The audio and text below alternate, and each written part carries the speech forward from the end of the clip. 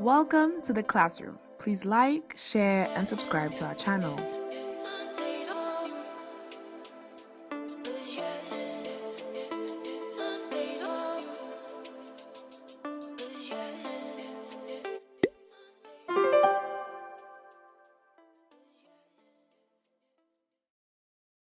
What is marketing?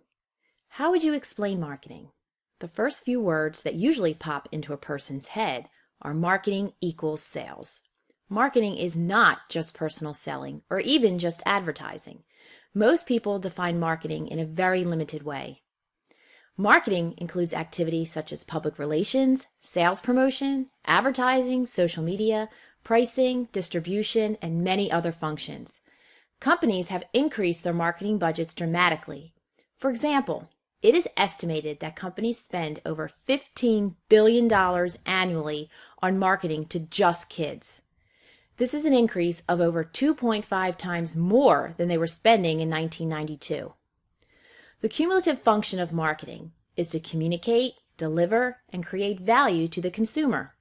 In addition, companies must take into consideration their employees, stakeholders, and society. The most successful companies engage in very consumer-oriented marketing. They spend enormous amounts of time, money, and resources examining the everyday lives of their customers, and then create products to fill a need. Examples of companies that are known for creative, leading-edge marketing are Disney, Pepsi, Apple, and Procter & Gamble. Marketing is made up of 4 elements: product, place, promotion, and price. The elements must be used in a cohesive plan to effectively target the consumer. A product can be either a physical product or a service. Place is where the product is purchased.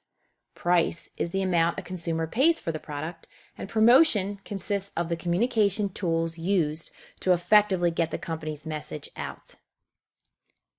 The official definition of marketing is it is a philosophy that's main focus is providing customer satisfaction. Marketing is the activity, set of institutions, and processes for creating, communicating, delivering, and exchanging offerings that have value for customers, clients, partners, and society at large. Also included in the definition are all of the activities that help businesses reach their target market effectively. The ultimate outcome for marketing is when a successful exchange occurs.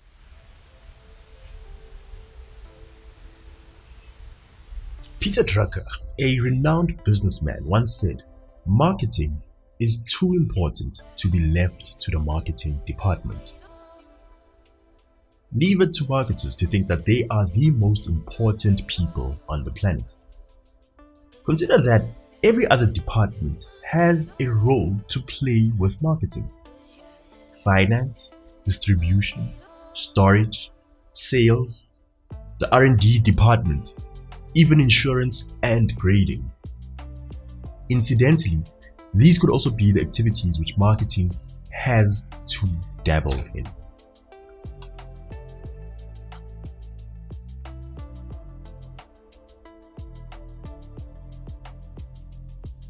Marketing is everything which is done with the objective to create and maintain a competitive advantage. To do this, the business should know how to meet the needs and wants of customers. And beyond this, they should have a finger on the pulse of future trends. Therefore, it only follows that the marketing manager is in charge of ensuring that all the marketing activities achieve the goals set forth by the organization. There will be challenges which the manager must overcome in order to do this successfully.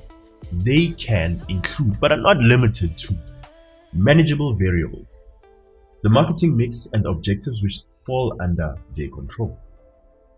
Semi-manageable variables. These are decisions which the manager sort of has an influence over, such as managers from other departments. And non-manageable variables, which are those which are outside the control of the manager. So think pestle. The tools which the manager has at their disposal includes, but are also not limited to, market research and development, promotion, logistics and distribution, and sales. All of these tools are used to create a competitive advantage, develop new products and services, and to identify new markets for the business.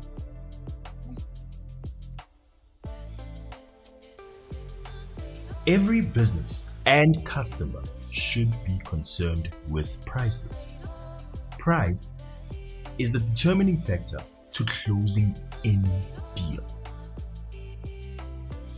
Price changes should be taken with a lot of consideration because they may be closely linked to perceptions. A monopoly is a situation which arises when a business is a sole supplier of a product or service. The business has the freedom to set whatever price that they choose, and normally that price tends to be high. Think Eskom in South Africa. Electricity prices have over the years grown to be incredibly high. Research was done and it was said that to eradicate pit toilets across South Africa, it could cost the government close to about 600 or so thousand. So it's in the hundreds of thousands. But Eskom, on the other hand, has got a tender which they fulfill every year, and it costs them 1.2 billion. Now, can you guess what this tender is for? No? Okay, I'll take you out of your misery.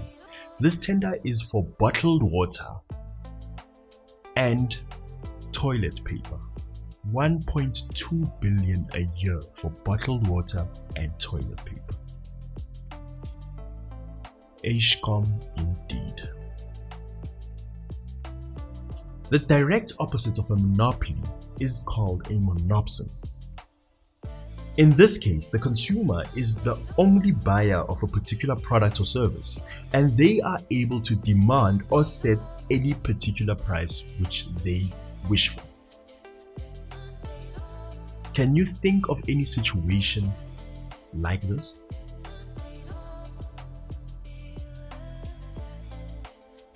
Imagine a company which supplies space rockets components, and NASA is the only customer, the primary customer. NASA is able to set and demand any price which they want, obviously based on the negotiations that they have with the company. But at the end of the day, NASA will have more of a say than the company would, because the company wishes to carry on existing, but because there's no other customer at which they can sell at a higher price, because demand is not that high, then they have no choice but to go with the whims of NASA.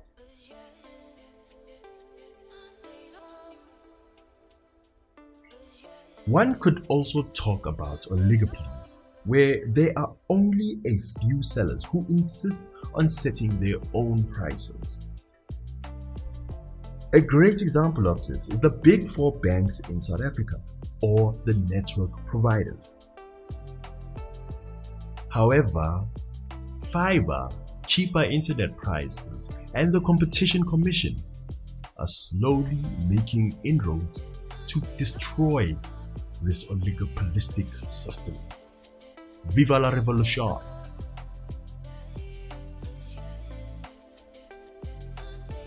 Other factors which could influence prices are the nature of demand, the availability of substitute goods, trade practices such as discounts, the attitude of distributors, and the behavior of customers.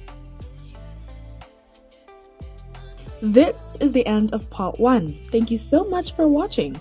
Part 2 will be up shortly, so stay tuned for that. If you haven't subscribed, please do so by clicking our subscribe button and turning on post notifications so you never miss out on a video.